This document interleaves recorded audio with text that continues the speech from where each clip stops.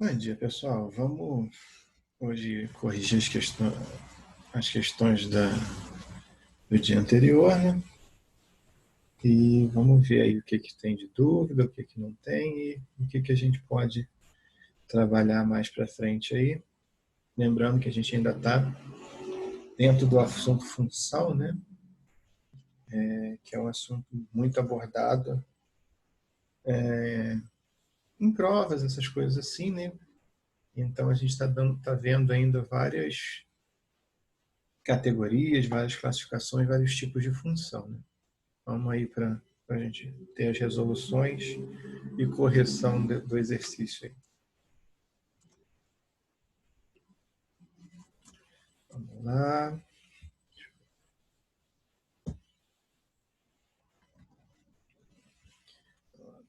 Função constante, função afim, é o assunto que a gente estava falando na última aula, né? Aqui, vamos para as respostas. Questão 1. O FPR. O gráfico ao lado, no caso aí abaixo, né? Não é ao lado, é abaixo,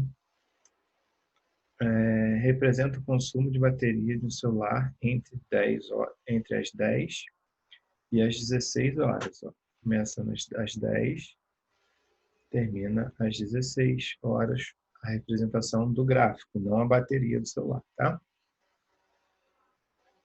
De um determinado dia. Supondo que o consumo mantivesse o mesmo padrão até a bateria se esgotar, a que horas o nível de bateria atingiu 10%? Aí a gente vai ter que ver as relações em relação. As relações em relação foi ótimo. As relações com carga de bateria, 1 hora, né? A gente vai ter que ver mais ou menos ao montar uma equação para a gente ver mais ou menos quanto tempo vai durar essa bateria. Aí vamos lá, analisando o gráfico, temos que em 6 horas foram consumidos 60% de bateria, né? Porque ó, das 10 às 16 eu tenho 6 horas, correto? E de 100% a 40% eu tenho 60% de bateria que foi consumido. Então, nesse caso aqui, ó, como o gráfico nos mostra que esses pontos de encontro formam uma linha, a gente pode conseguir resolver por regra de 3. Se o gráfico mostra que é uma linha, ou se o anunciado da questão nos fala que é uma linha, ou se nos dá uma função afim a x mais b, que é demonstrada no gráfico como uma linha, a gente muitas vezes consegue resolver a questão por regra de 3. Vamos dar uma olhada. Ó. Aí foram consumidos, ó, em 6 horas, consumiu 60% de bateria. Logo para atingir 10%, após as 16 horas, ele deve descarregar mais 30%. Né? Assim, temos a seguinte regra de 3. Ó. Lembrando que, nesse caso, regra de 3 direta. Tá? Temos a indireta também, mas aqui não é o caso. Ó, 6 horas percorrida, está para 60% de consumo, como X horas está para 30%, correto? Aí vamos lá, temos que multiplicou cruzado, 60x está para 6 vezes 30, simplificando isso tudo vai dar 3. Né? Portanto,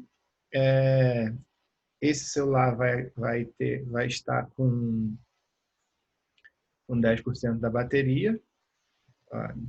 Eu parei aqui às 16, então eu tenho mais 3 horas para frente. Então, mais 3, às 19 horas. Eu poderia também formar essa regra de 3 do seguinte forma. Ó, se com 6 horas eu gastei 60%, em X horas eu vou gastar 90. Porque se eu quero saber em que hora ele vai estar com 90, com uns 10% só mais de bateria, quer dizer que ele já vai ter descarregado 90%. Então, o consumo aqui de 90 vai mudar e aqui eu vou achar 9, vai ser só eu somar com o horário inicial. Mas dá para fazer assim também. Então, nesse caso aí, a alternativa letra B, 19 horas, o celular, mantendo esse padrão de consumo, vai estar com 10% de bateria. Número 2. IF Santa Catarina. Durante a colheita em um pomar de uvas, o proprietário verificou que às 9 horas haviam sido colhidas 730 quilos de uva. Considerando que a quantidade de uvas colhidas é linear, ó, ele já informa, ó, quantidade escolhidas é linear. Então, os pontos que são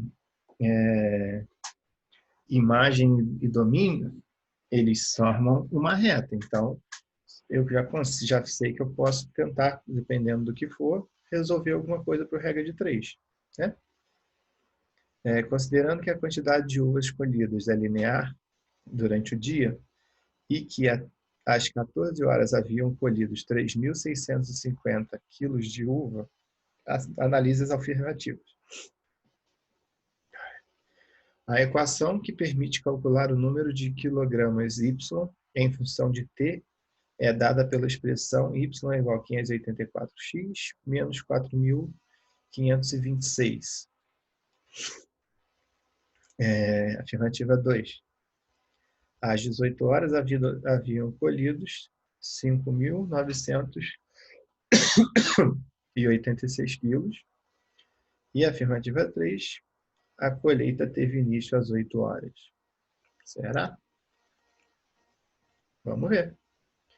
Então, vamos lá. Para a gente obter y, a gente vai ter aquela função afim de modelo AX mais B, igual a gente vê aqui. Ó. Sabendo que x é 9, aí eu vou começar a usar os pontos, os pares e os pontos que ele me deu no anunciado. Ó. X é a relação de hora, né? E y é a relação de peso colhido. Então, eu sei que x sendo as 9 horas, o y é 730. Então, eu vou substituir aqui, 9A mais B é igual a 730, né?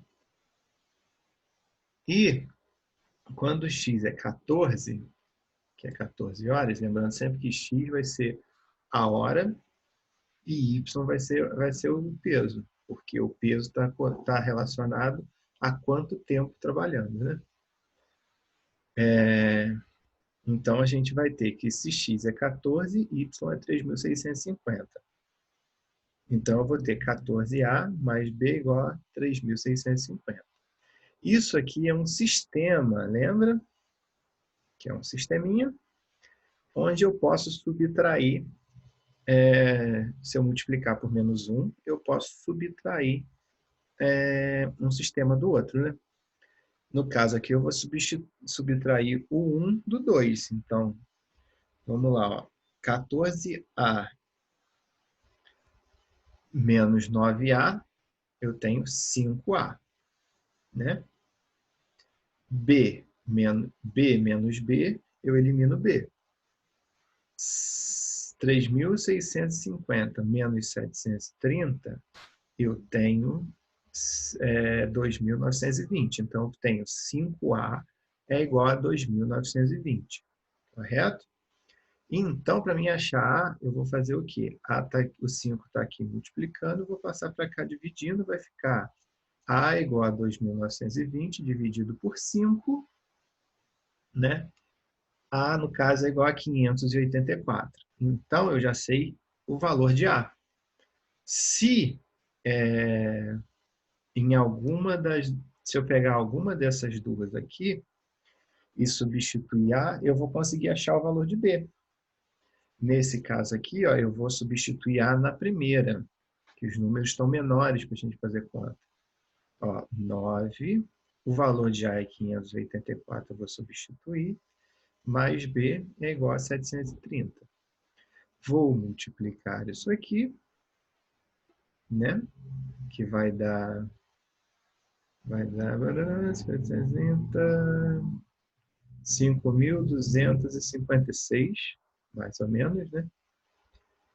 Aí vou jogar para cá, subtraindo 700, somando com 730, né? No caso, vai ficar menos 5.256 mais 730. Então, B é igual a menos 4.526. Então, se eu substituir o valor que eu achei de A e o valor que eu achei de B nessa primeira equaçãozinha aqui que eu achei, ó, y é igual a x mais b, eu vou ter isso aqui, ó, y é igual a 584, que é o valor de A, menos 4.526, que é o valor de B. Então, com essa daqui, é a função, né, a equação que deu origem a essa relação aqui de hora e peso, né? Então, com ela, eu já consigo analisar as alternativas para a gente ver o que é verdadeiro, o que é falso. A equação que permite calcular o número de quilogramas y em função do tempo x é dada pela expressão y é igual a 584x menos 4.526. Essa afirmativa ela é verdadeira. A gente acabou de calcular aqui para achar a equação que dá origem, que permite fazer essa conta, e a gente achou essa mesma equação que ele está falando ali. Ó. Y é igual a 584 menos 4.584x menos 4.526. Então, na letra A, a primeira alternativa, A1 é verdadeira. Vamos para a segunda. Às 18 horas, haviam sido colhidos 5.986 quilos. Se eu tenho a equação que me permite calcular o peso com relação ao tempo, e às 18 horas é só substituir o x por 18, né? Então, a gente substituindo x por 18, como a gente fez aqui, ó, 584 vezes 18 menos 4.526 é 5.986. Então, a segunda alternativa está correta também, porque às 18 horas haviam sido colhidos 5.986 quilos. Vamos para a alternativa 3, né? Porque como tem aqui, dentre as nossas alternativas, todas as afirmativas estão corretas, pode ser que todas estejam corretas. A colheita teve início às 8 horas. Como que eu vou saber isso aí agora? Hein? Pensem aí comigo. Aí, olha só, para mim saber isso, eu tenho que igualar a zero, porque aí é o peso zero. Se eu estou começando, eu não sei, eu não tenho peso nenhum. Se eu não tenho peso nenhum, eu tenho y igual a zero. E para y igual a zero, qual é o valor de x? Aí o que eu vou fazer? Ó? Como está aqui, ó, 584x menos 4.526 igual a zero. Vou isolar x, né? O y vai passar para cá, vai ficar 4.526. Vai ficar 584x igual a 4.526, né? Aí o 584 está dividindo, está multiplicando, vai passar para cá dividindo. Vai dar x é igual a 4.526 dividido por 584. Fazendo essa conta, vai dar 7,75. Aí a gente já vê que não vai ser 8 horas, porque deu um valor menor do que 8. Porém, esse 0,75, ele não é 0,75 minutos. Ele é 0,75 de 1 hora. E 0,75 de 1 hora é 45 minutos. Então, a colheita começou exatamente às 7 horas e 45 minutos. Então, a terceira alternativa é falsa, fazendo assim a nossa resposta ser a letra A. Prestem atenção, gente, nessa conversão aqui, ó, de número decimal para hora. A hora, ela corre de 0 a 60, porém o número decimal ele corre de 0 a 100. Então, a gente vai ter que sempre fazer essa conta aí por uma regra de 3 para a gente determinar o minuto. Não é só porque deu vírgula aqui que vai ser 0,75 minutos, tá? Vamos prestar atenção aí, depois qualquer coisa a gente vê isso um pouco mais a fundo. Número 3. O gráfico abaixo mostra a variação da temperatura no interior de uma câmara frigorífica. Desde o instante que foi ligada, considere que essa variação seja linear nas 2 primeiras horas. Então, ele mesmo já fala, ó, considere que essa relação é linear nas 2 primeiras horas. Se é linear, é o quê? Ela é formato AX mais B. O tempo necessário para que a temperatura atinja menos 18 graus é D. E aí ele nos deu o gráfico. Ó. No ponto zero, ó, quando eu tenho 0 tempo dela ligado, eu tenho 24 graus. Correto? Quando eu tenho 48 minutos, quando eu tenho 0 tempo dela ligada, eu tenho 24 graus. Então, isso é um par ordenado. Quando eu tenho 48 minutos, eu tenho 0 graus. É outro par ordenado, ó, porque é 0, porque ó, o eixo Y, que é a temperatura, não está nem para cima nem para baixo, é onde a reta corta a curva do X. Né? Então, com esses dados, a gente já consegue fazer uma regrinha de 3. Né? Ó, em 48 minutos, a temperatura diminuiu 24 graus. Né? Ó, em 48 minutos, diminuiu de 24 para 0. Né? Queremos determinar o tempo necessário para a temperatura ir de 24 graus a menos 18. Né? Então, a gente vai ter que essa variação aí é de 42 graus. Para ela sair de 24 graus positivos e a de menos 18, a temperatura vai variar 42 graus. Então, com essas informações, a gente já tem como montar uma regra de 3. Ó. Em 48 minutos, que eu tenho dado aqui, ó, a variação foi de 24 graus. Correto? Em quantos minutos a variação vai ser de 42 graus? Fácil. Multipliquei cruzado, vou ficar com 24 vezes x é igual a 48 vezes 42. 24 vai vir para cá dividindo essa multiplicação aqui. Posso simplificar o 48 com 24, vai dar 2,84. Então, em 84 minutos, o tempo necessário para a temperatura atingir a temperatura de menos 18 graus. Então, a partir do momento que essa câmara foi ligada, ela vai demorar 84 minutos para atingir a temperatura de menos 18 graus. Se eu fosse responder isso em hora, seria 1 hora e 24 minutos. Tá? Vamos lá. 4. Unicamp.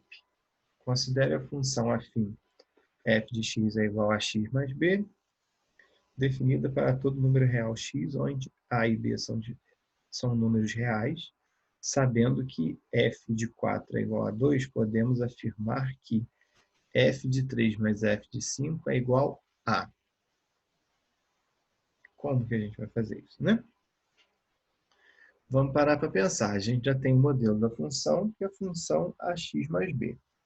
E a gente também tem o que? Ó, tem que quando f de 4, esse 4 aqui representa o valor de x.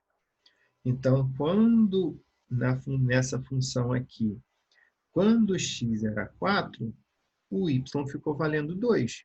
Então, eu posso fazer isso aqui. Ó. F de 4 é igual a 2. Então, ó, 4 vezes A mais B é igual a 2. Correto? Que aí eu tenho o valor de B. Né?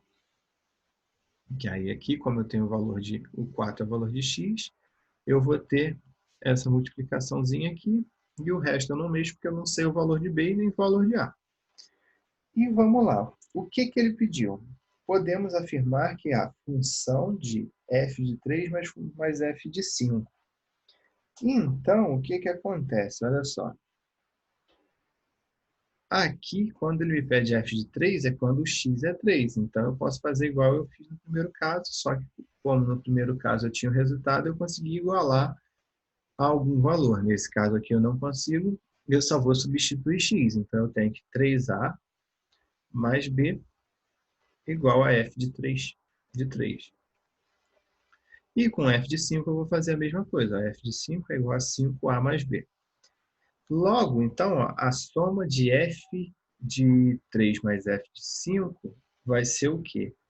Vai ser, ó, se eu somar, ó, 3a mais 5a, 8a. B mais b, 2b. Correto? Aqui, ó, A e B, eles são 8, na verdade, e 2, eles são múltiplos de 2. Então, eu posso botar 2 em evidência. Se eu coloquei 2 em evidência, eu vou dividir, ó, 8A dividido por 2, 4A. 2B dividido por 2, B. Né? Então, tá. Uhum. Isso tudo igual a 2. Né? Só que, olha só, eu tenho aqui, olha só, 4A mais B, eu tenho aqui, ó, 4A mais B é igual a 2, então eu posso substituir. Então, substituindo, ó, esse 2 aqui, ele permanece. 4A mais B vale 2, então eu substituo, ó, 2. Então, 2 vezes 2, 4. Então, a soma de f de 3 mais f de 5 é igual a 4. Correto? Então, olha só, f de 3 mais f de 5, aqui a gente está vendo meio que uma função composta de uma soma de duas funções. Se eu sei que a soma dessas duas funções aqui é igual a 4, eu posso substituir. Então, ó, f de 4. E eu sei o valor de f de 4. Ó, f de 4 é 2, como ele dá no enunciado. Então, f de 4 é igual a 2, então f de f3 mais f5 é 2. Aqui a gente só tem que entender que, olha só, como a gente achou aqui o valor 4, quando a gente fez essa soma dessas duas funções, no lugar dessa soma a gente vai botar o valor que a gente achou, que foi 4. Então, eu vou ficar com f de 4, e f de 4 eu tenho o valor que é 2. Basicamente isso. Vamos lá. 5. Acabando. Sabe-se que o gráfico da temperatura Fahrenheit, como uma função em temperatura Celsius, é uma reta.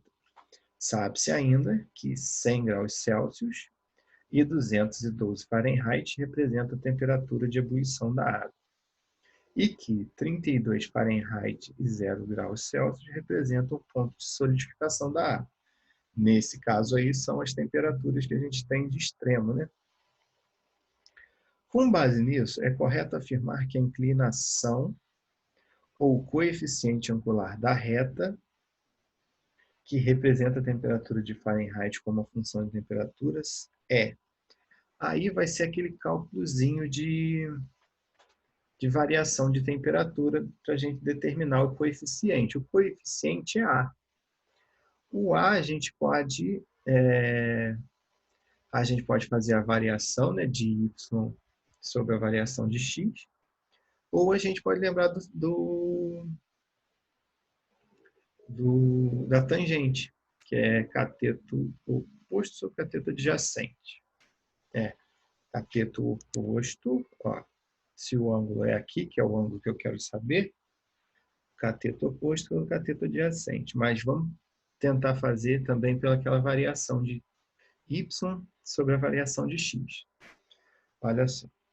No caso aqui, ó, y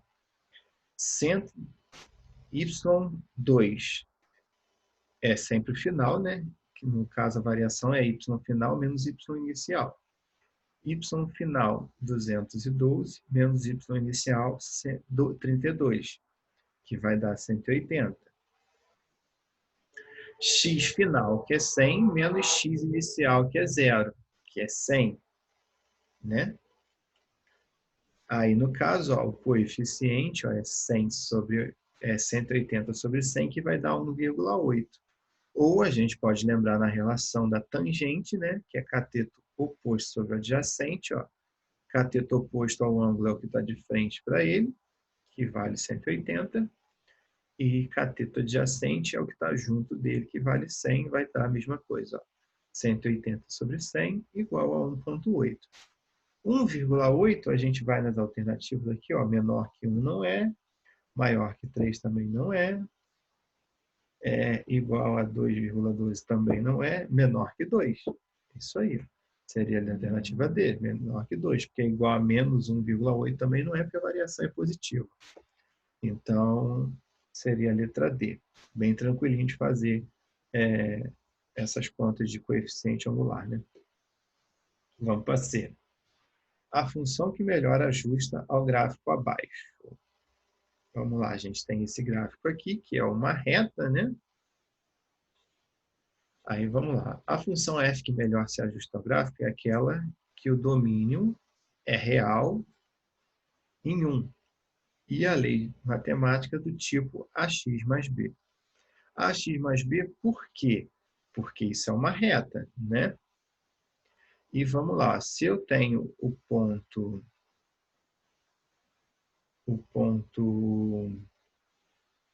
aqui, ó, ponto 1 e ponto 2. Não vou conseguir fazer muita coisa com isso aí, né? Aí eu tenho aqui, ó, f de x é igual a x ao quadrado menos 1 sobre x menos 1. O x ao quadrado eu posso separar, né? Isso aqui eu posso escrever como o primeiro, a soma do primeiro, primeiro mais o segundo, vezes o primeiro menos o segundo. Vou cancelar x menos 1, ó. Fiquei em x mais 1, sendo x pertencente a 1, aos reais 1. Então, a gente tem que essa relação aqui, ó, é a que melhor se adequa a chegar nessa fórmula aqui, ó, f de x é igual a x mais b. Se eu for fazer, ó, vai ser, na verdade, aqui, ó, deixa eu ver. É porque é mais b, tá? Se eu vou cancelar, eu vou ficar com x menos b. Também não vai adiantar muito. Na D também não. Eu só, no caso aqui, eu peguei as alternativas e desmembrei.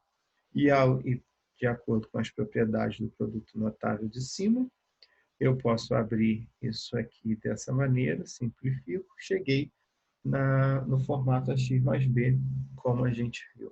Aí a gente vai ter que trabalhar nas alternativas e não tem como a gente trabalhar com gráfico, porque a gente não sabe. Se a gente soubesse o valor aqui onde ele corta o zero, era mais fácil, mas a gente não sabe, então fica difícil. Galera, a correção é essa. Aguardo suas dúvidas aí. Grande abraço.